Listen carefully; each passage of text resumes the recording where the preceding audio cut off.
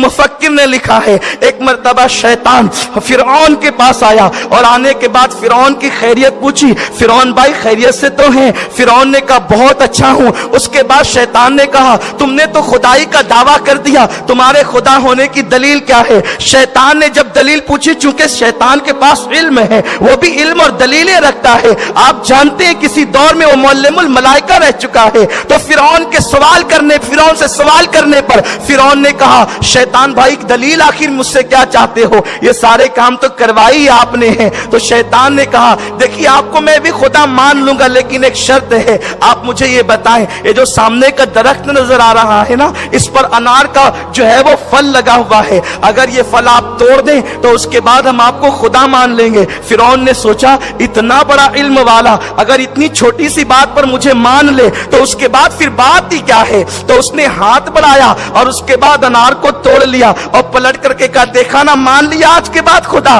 वो फिरौन को शैतान ने मुस्कुरा करके कहा तोड़ लिया ना, एक काम और करना होगा तब मैं आपको खुदा मानूंगा, जरा इसको जोड़ कर भी बता दे। तो फिरौन जो है वो हैबत ज़दा होकर के रह गया, महबूत होकर के रह गया, और उसने बड़ी हैरत और इस्तिजाब में डूब कर कहा ये काम तो मेरा नहीं है, ये काम तो मैं नहीं कर सकता। उसके बाद उसने कहा अगर ये काम आप नहीं कर सकते हैं तो मैं आपको खुदा नहीं मान सकता। आप गौर फरमाएं, तोड़ना तो फिरौन को आया लेकिन जोड़ना उसे नहीं आया। इस